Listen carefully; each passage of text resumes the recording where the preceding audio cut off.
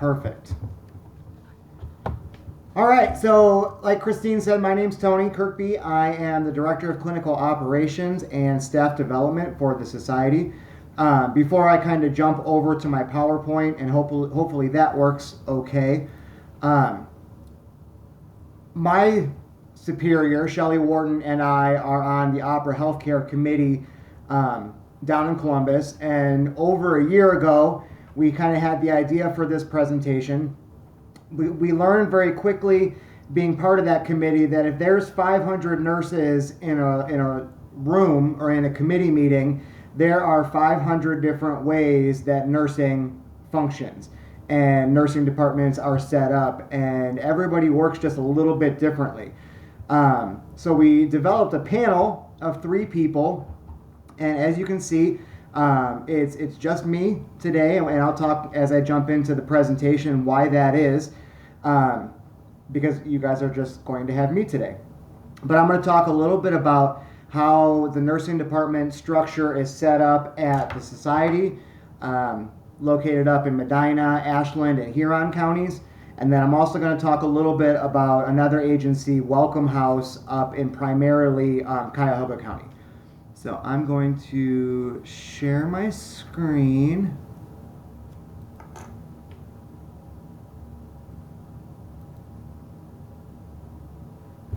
right, maybe. Oh, where'd it go? There it is. All right, I do hope that you are able to see the presentation as well. I can see it on my screen. I am not able to see the chat box when I have the PowerPoint open, so we'll discuss questions and have some discussion towards the end, and either Christine or my boss Shelley, who's watching, can text me or call me if there's something that I need to switch out of immediately. So like I said, my name is Tony. I'm the Director of Clinical Operations and Staff Development. There's a picture on that screen of my security system. He is apparently very active today, so my security system might go off during this presentation, but we'll hope not. His name's Duke, and he's running around here. He's 45 pounds and lots of fun. I've been in this field for about 18 years. I started as a direct support professional. I've done home health care. I've done nursing home. I worked for the county board. I've done different ICF homes. I've done waiver homes. I've done adult day. So I've kind of been, all over the place. As the Director of Clinical Operations, I don't just have the nurses. I have our physical therapy. I have occupational therapy. Thank you, Christine. I oversee our oxygen contract, our speech and language, dietary, and then the biggest part that I oversee is our nursing department. The other person, the Director of Nursing, Kelly Norman, some of you may know her. She is the Director of Nursing for Welcome House. She started at Welcome House back in October of 2014 as a part-time nurse in supportive living.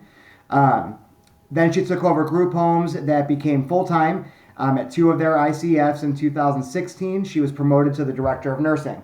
She was supposed to be here today, and unfortunately she was not able to because she believed that having a child was more important than coming to the opera conference. So on October 14th, she had a beautiful baby girl. She actually just sent me these pictures yesterday, so I can add to the presentation and share with you all. So we're super excited for her. So I'm going to do my best to talk about what their nursing department looks like and what their nursing department does based on what she has given me. Excuse me. The Society, is the agency that I work for. We function in 3 different counties. We function in Medina, Ashland, and Huron. Our ICFs, we have 54 ICF individuals in 9 group homes. We serve about 30 waiver individuals in 3 different counties. And those are a mix of supported living and congregate sites with anywhere from 3 to 4 people. We also have adult day. We have 4 adult day sites. Our pre-COVID numbers, we had 30 to 40 individuals for each location. those numbers, with the restraints and the current, regulations that are in place and the guidelines, those numbers look significantly different, but they're pretty good size day programs.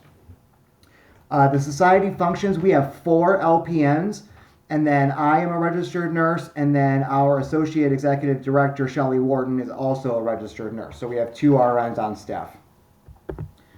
At Welcome House, they're primarily in Cuyahoga County.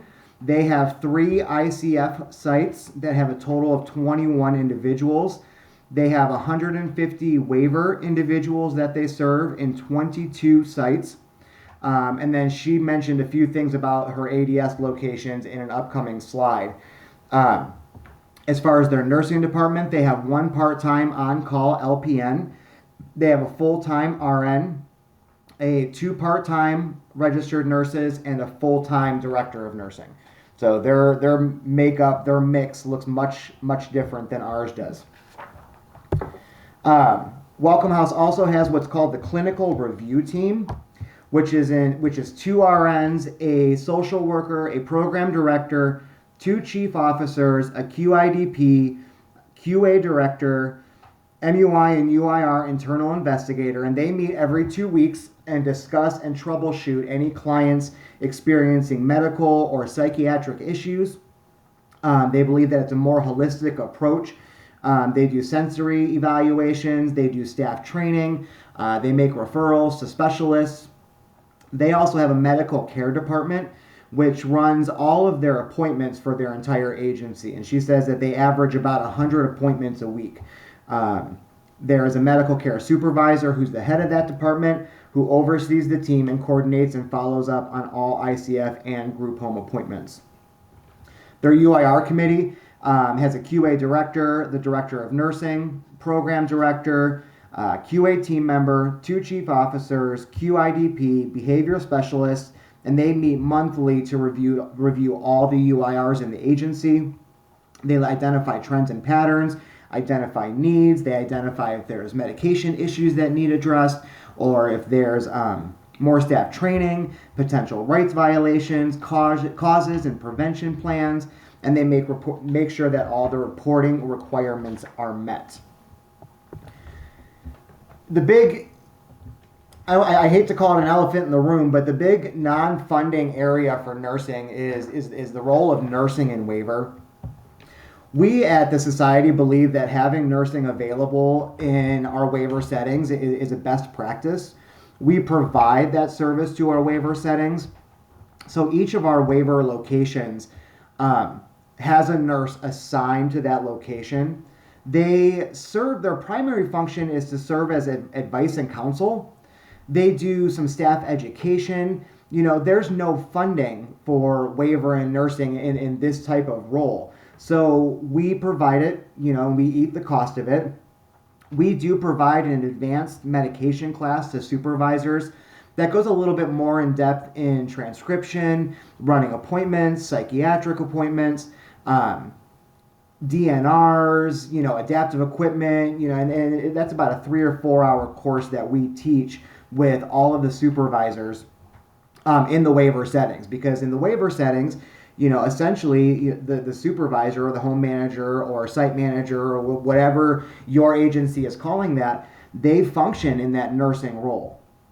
Our nursing department does also provide documentation audits.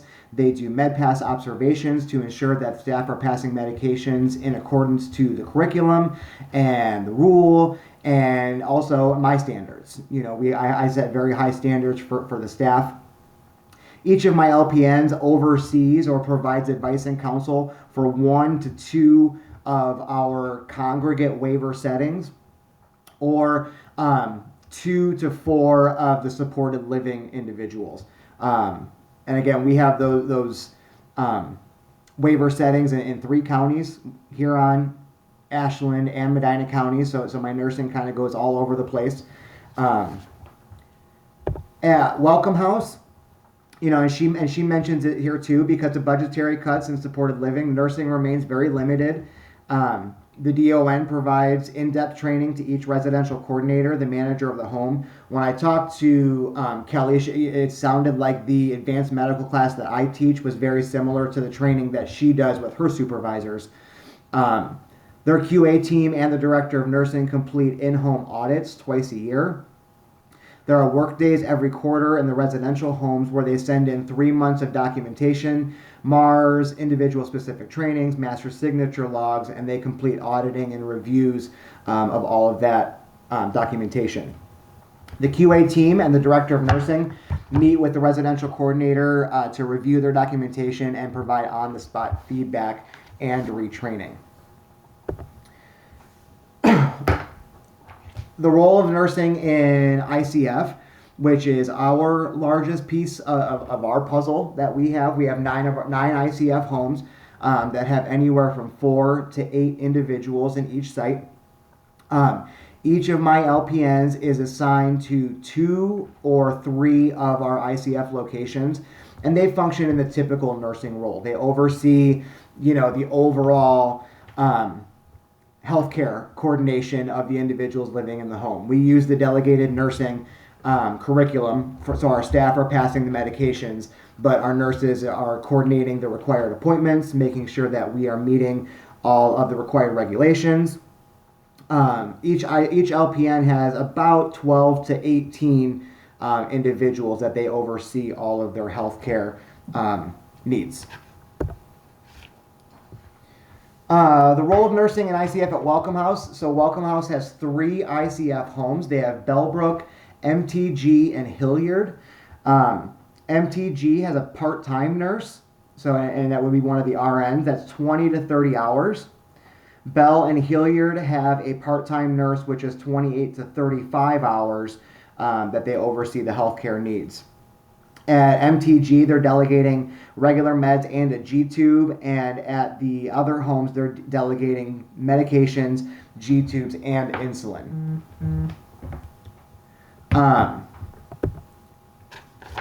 Nursing and ADS, very similar to the waiver settings. We don't provide a lot of on-site nursing to our day programs, when required, based on the delegation grid. If there's 16 or more, we use the nursing delegation rules. The nurses provide a lot of the quality assurance and the documentation reviews and staff support, such as training, education, observations, and they're there to support the staff for the most part. At Welcome House, prior to COVID-19, their census was 25, and their part-time nurse was overseeing the delegation. The delegation, medication administration, G-tube, and insulin. And they said it was about 1 to 10 hours a week, depending on what is going on. At this time, they don't have plans to reopen their day program in the traditional capacity, so their ADS will no longer require a nurse. Talk a little bit about on-call. We have at our agency, we essentially have 4 LPNs that for the entire agency, with 2 registered nurses overseeing. The nurses can't work 24 hours a day, 7 days a week. As much as they think I require it, they do not. We have a on-call rotation schedule. So Monday, Tuesday, Wednesday, Thursday from 4:30 p.m. until 8:30 the next morning. The nurses rotate on call, and they take on call for the entire agency. And then starting Friday at 4:30 till Monday at 8:30 a.m., they are on a 4-week schedule. So they each take a weekend, and then they rotate that weekend every 4 weeks. Myself and our associate executive director are on call 24/7. As situations arise or questions come up. At Welcome House, sites with delegated nursing usually call their own nurse. However, they do employ a nurse to take call 24/7. She says prior to COVID-19, they had an LPN take calls for the agency, and they had one older part-time registered nurse who worked in supported living. With COVID-19, the part-time RN switched to working at a home and then took on the role of calling staff who called in sick, tracking symptoms, and advising them when they may return to work. At the society, that's a big thing right now, and all of those staffing situations with symptomatic staff or exposures or choosing to go to social gatherings, all of those calls come to me as the director of clinical operations. That part-time nurse at Welcome House is now 40 hours a week working from home and takes all of the staff call-offs related to illness. They call and they follow up with their staff, every couple days to see how they're feeling, seeing if their symptoms are changing or getting better. I lost my spot. I apologize.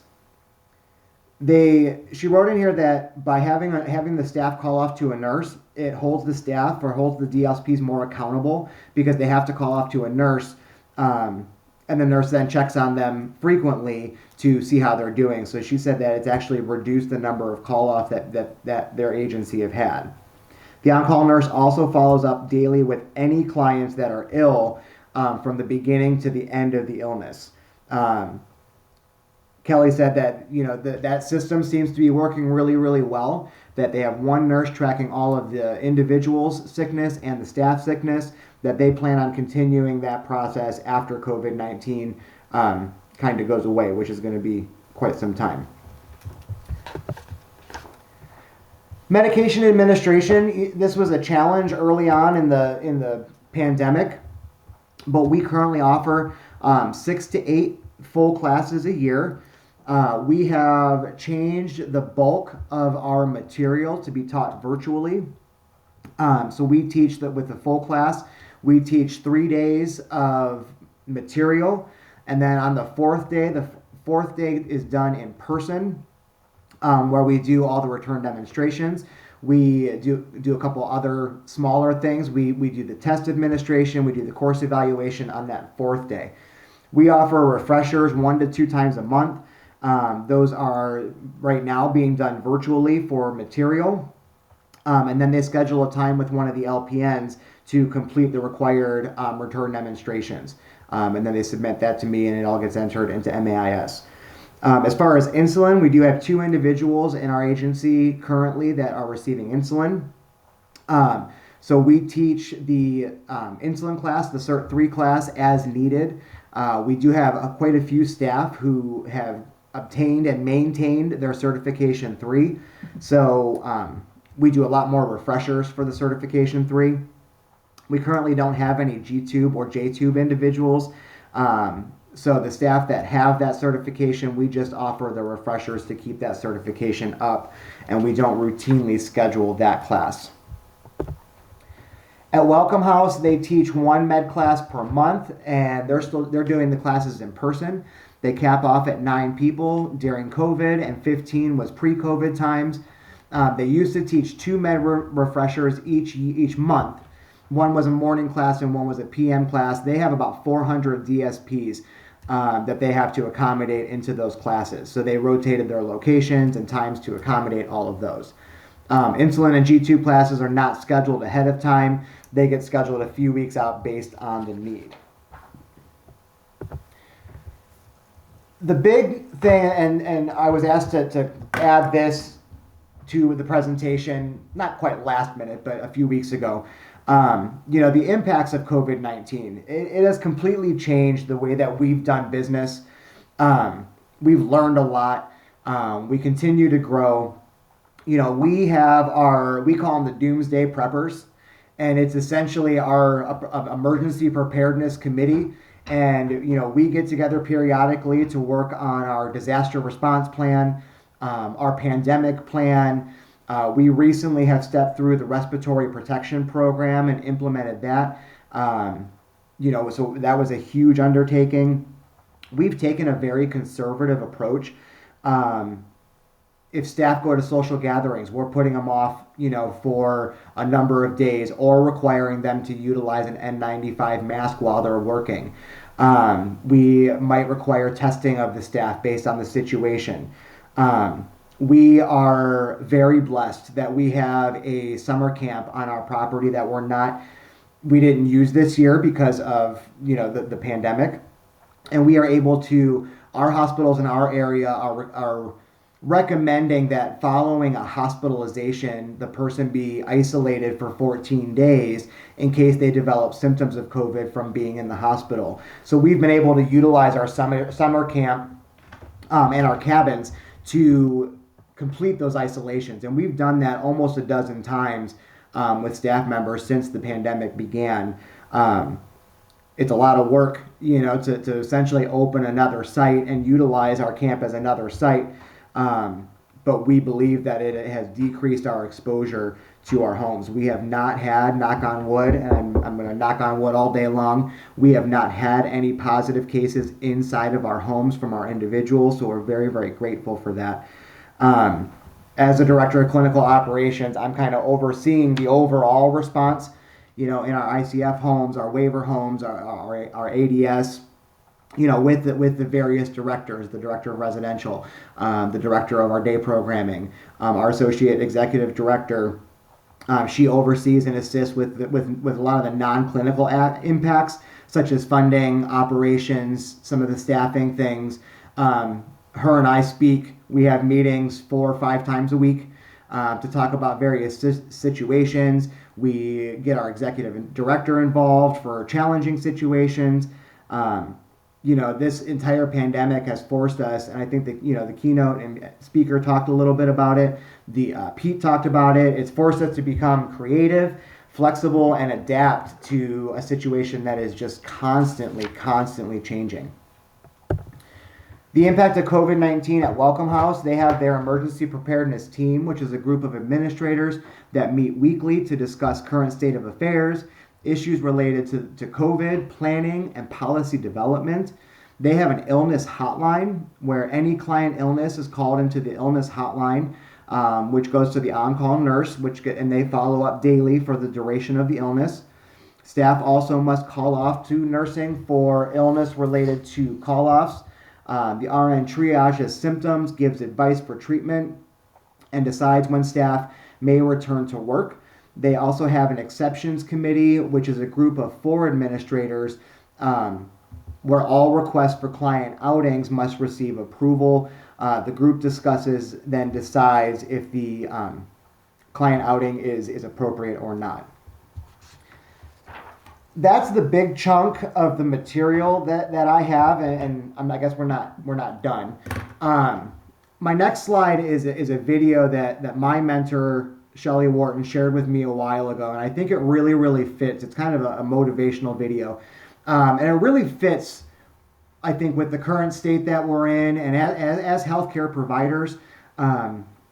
We're all exhausted, we keep hearing, and we've been hearing for a few weeks now, to not give up. Rely on your team. Be creative.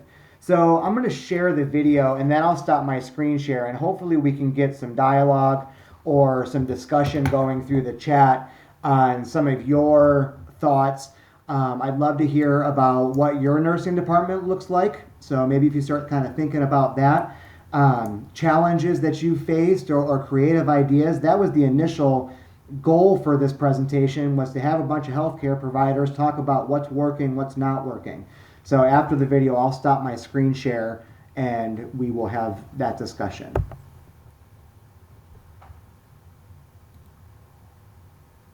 Give it 1 second to load. There we go.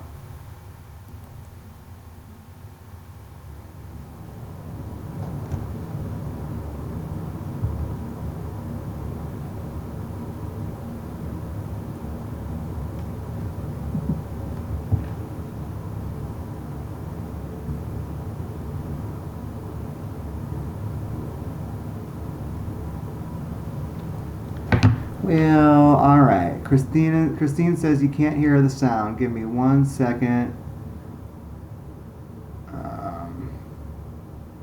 Okay, let me try it this way.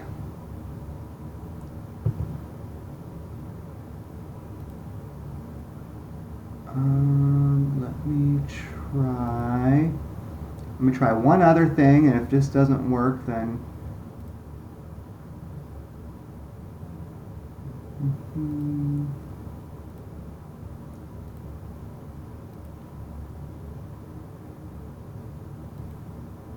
course, it's going to make me watch an ad.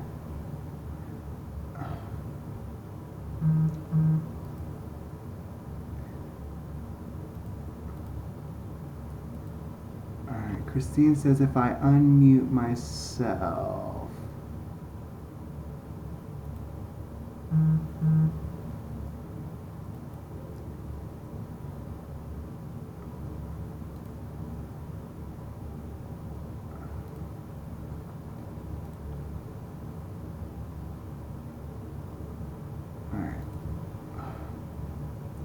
Share screen.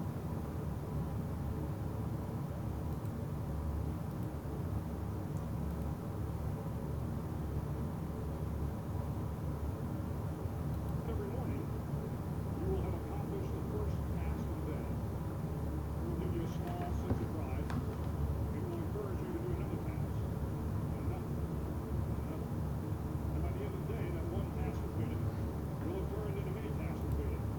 Making your bed will also reinforce the fact that the little things in life matter. If you can't do the little things right, you'll never be able to do the big things right. And if by chance you have a miserable day, you will come home to a bed that is made. That you made. And a made bed gives you encouragement that tomorrow will be better. To pass SEAL training, there are a series of long swims. Alright, it doesn't appear to be working. So we'll just jump into some discussion. Let me turn my... Alright, are you guys able to hear me?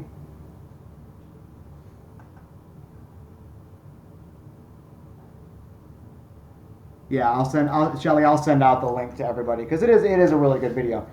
Are you guys able to hear me now?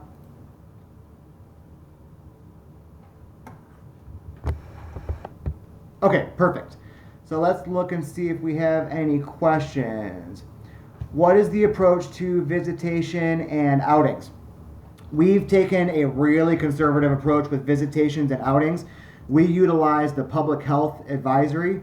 The color code system that we have here in Ohio, I think we're very, very lucky to have the color coded system that we do. We have various things that we can do in yellow, orange, and red based on indoor visitations or outdoor visitations, off-site outings with staff, off-site outings with family members. So it's a kind of a matrix or a web of all different requirements for each various color or each public alert system. I would love to hear if anybody wants to share what their nursing department looks like. I got through the material. I thought I extended the material longer than I did. So I apologize that we got through it quickly.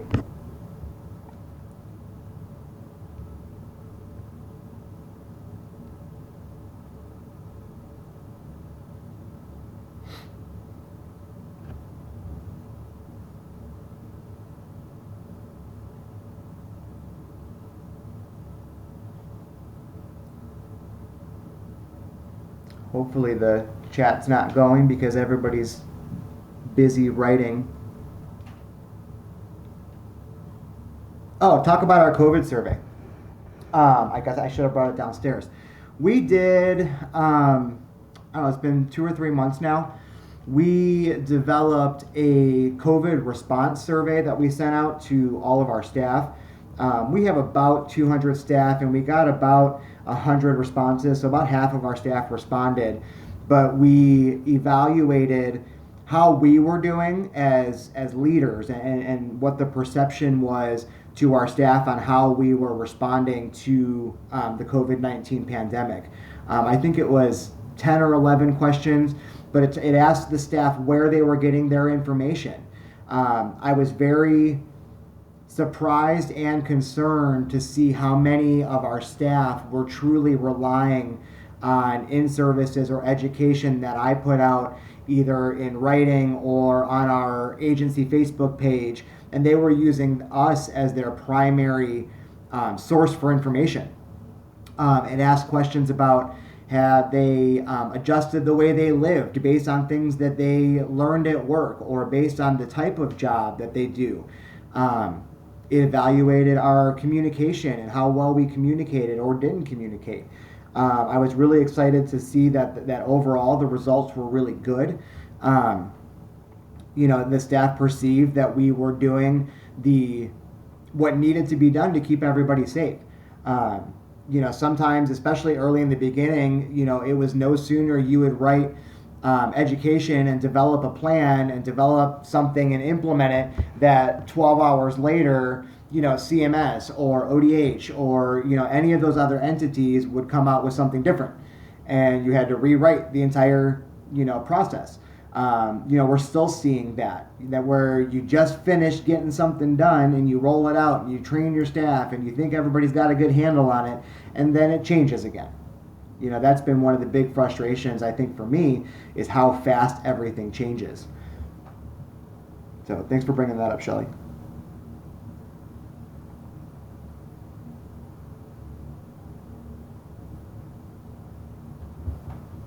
Question for Tony and everybody else on. The Opera Residential Waiver Committee wants to take a look at how the system can better serve nursing needs. That's a great question. I'm not sure exactly what the answer. What are some ideas you guys have that could better support you guys? I know one thing that was very frustrating, and maybe other people on the session can type in some answers. One of the things that we really struggled with was we took on an individual that required nursing delegation, and it was billable nursing delegation. It was the task of straight capping somebody.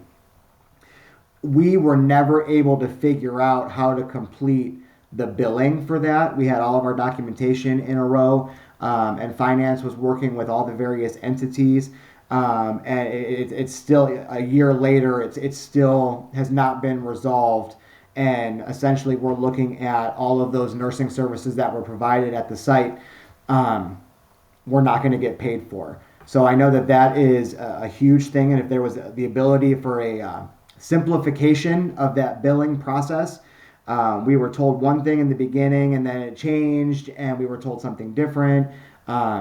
And there's been many, many, many challenges with that. And unfortunately, that particular individual was 2 counties away from our primary location. So there was a lot of travel time. There was a lot of expense that was involved in that essentially we're going to eat because we couldn't figure out the billing.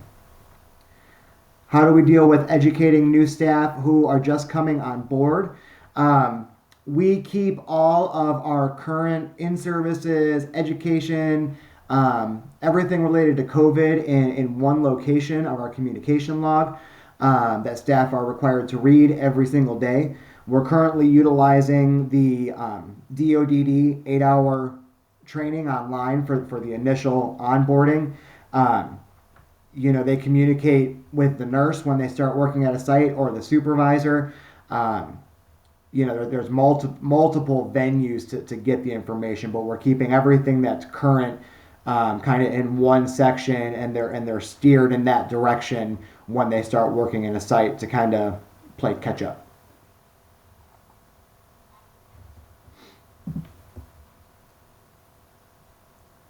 Anybody else have any ideas for Christine to answer her question? Yep, Shelly's being very helpful to me. She's giving me prompts and I told her to. Usually she would, if we were in person, she would just interrupt, which I always appreciate.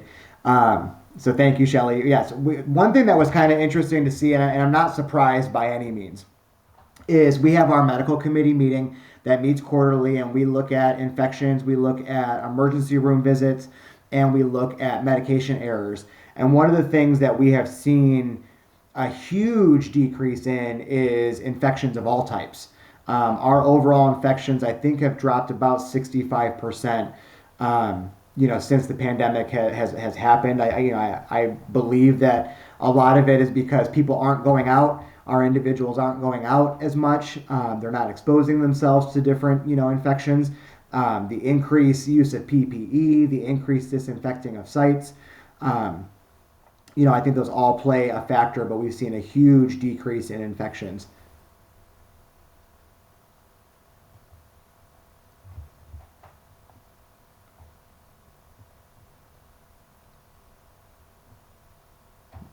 Nobody has any ideas for Christine?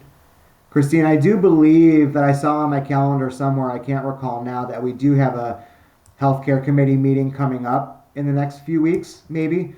So that's definitely something we could potentially discuss there as well and get those conversations going.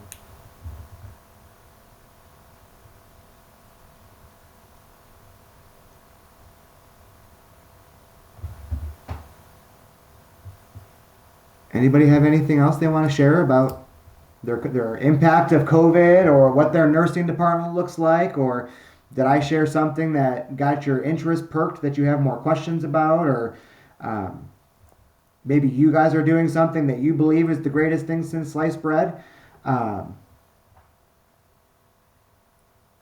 Anything?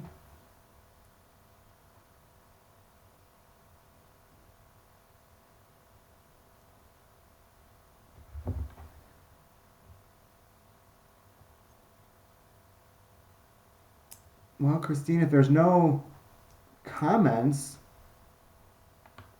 I guess we're going to be done early.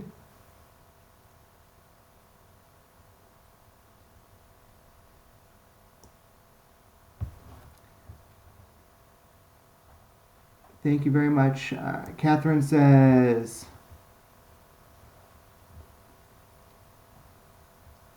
thank you very much for your ideas and willingness to share. I really like the nursing triage for staff and the individuals. Yeah, I really liked that as well.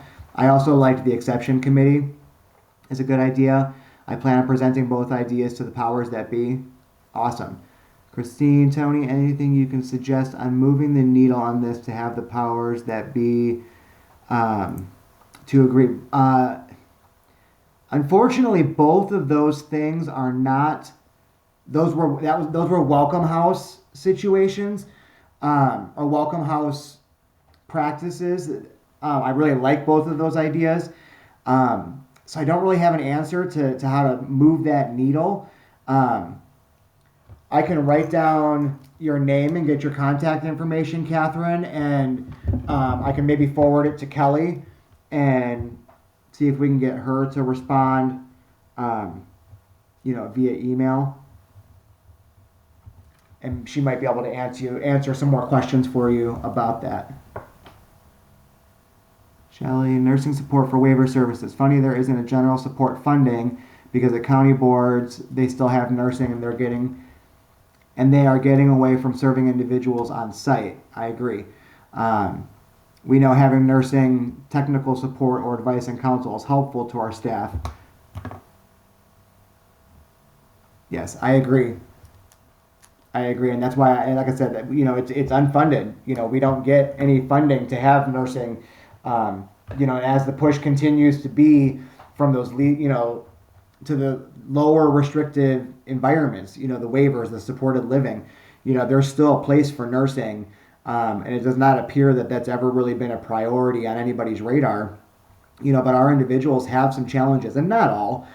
We have a lot of individuals that do wonderfully in waiver settings. But there are also a lot of individuals that have the comorbidities and have the other health challenges that would benefit from having nursing. I think a lot of times when nursing isn't involved, there's a lot more emergency room utilization done. And I think by offering nursing in a waiver setting, you decrease the likelihood of inappropriate use of an emergency room. So I think overall, when you look at the overall system, paying to have a nurse in a waiver setting ultimately saves a ton of money, taxpayer money, insurance money, individuals' money, in healthcare costs, because we're able to identify and hit up some of those problems before they turn into a situation that would require an emergency room.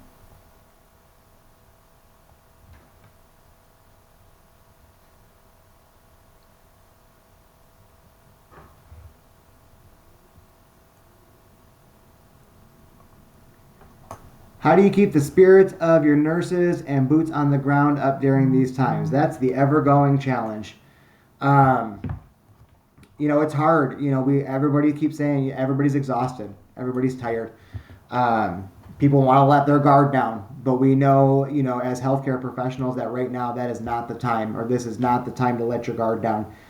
Our staff love prizes. We reach out to our staff and ask them how they're doing. Not just as a staff member, but as a person. Reaching out to your staff and communicating with your staff and keeping those lines of communication open, recognizing them.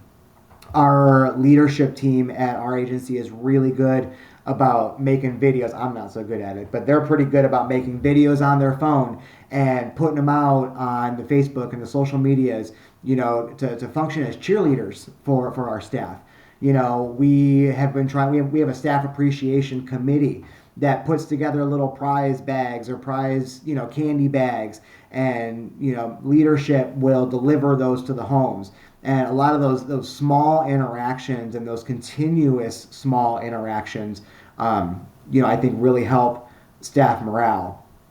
We all we have to work together. We have to lift each other's spirits. It's not just, the leadership lifting up the DSPs. The DSPs lift me up.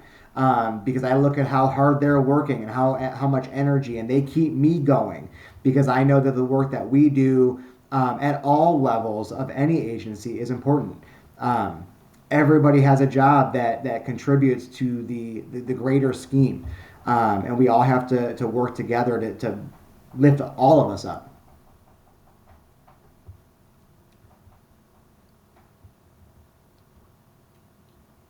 I think my security system went to sleep, finally.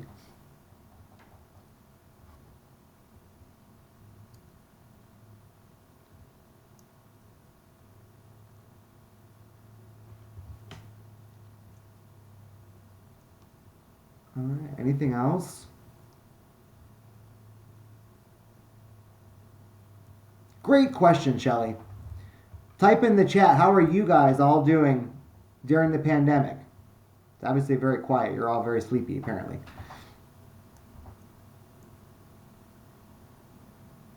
What tips and tricks do you guys have to keep morale up and keep your staff up? Thank you, Lee.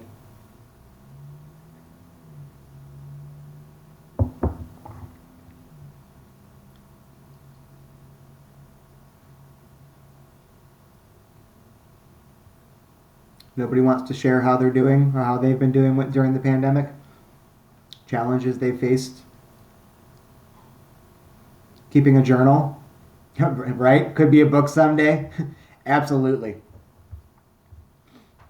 If I knew then what I know now is one of my favorite phrases.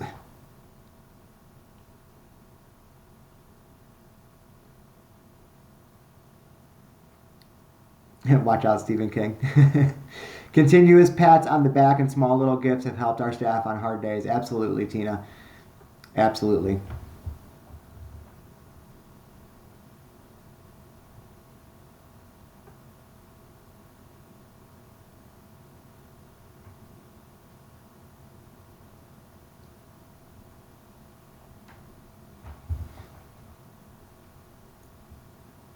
Keeping the focus on the mission of the organization. Yes, absolutely.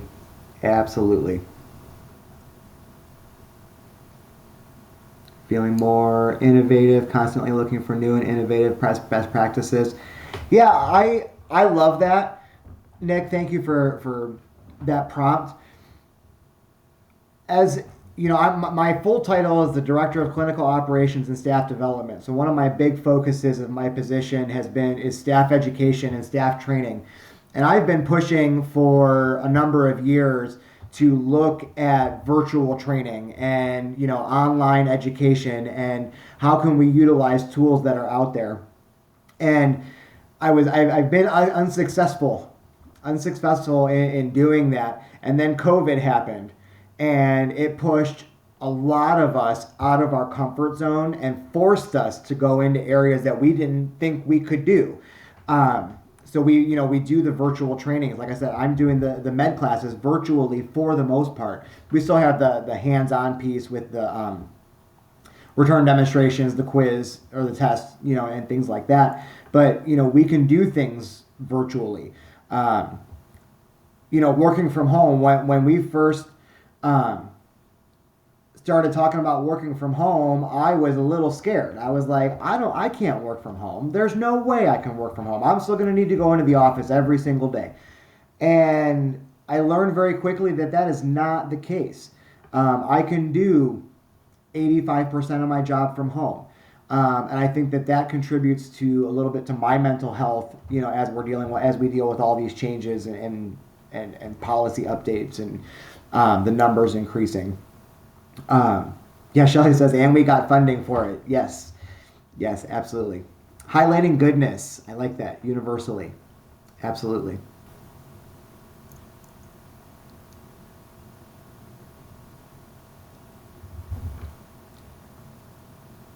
Tony, have you looked into telepsychiatry for your individual?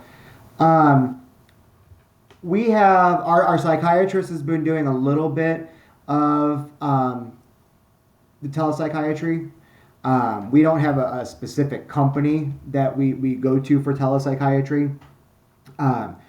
Most of our individuals have long-term relationships with the psychiatrist that they have, and it's been pretty smooth. A lot of our healthcare providers have gone to the telehealth, and that's another thing that we were like, there's no way we can do this telehealth thing, and then here we are now, 7 months later. And it's working really well, and we're still doing it whenever possible. I hope that kind of answered your question. Yes and no to the telepsychiatry. We don't have a specific company. We just utilize it when we can.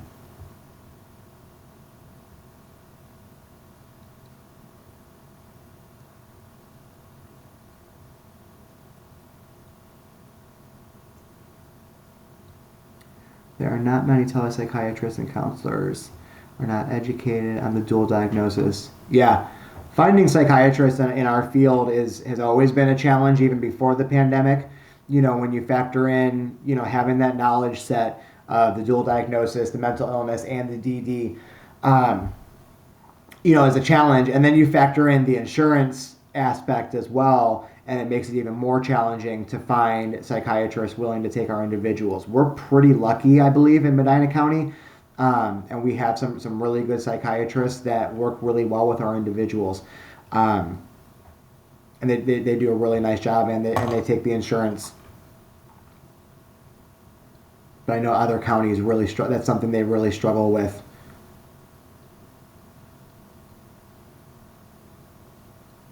Absolutely. Rural areas are hit really, really hard.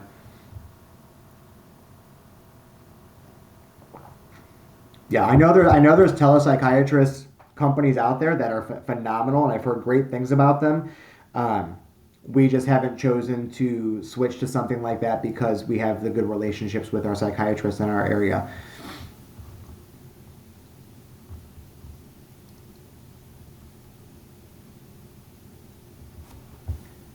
All right. Anything else anybody want to add?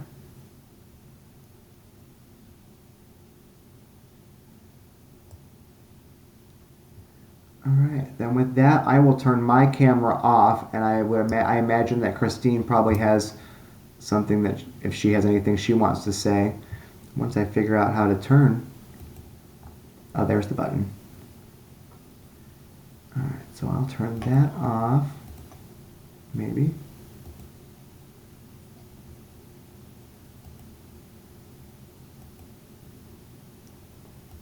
There we go.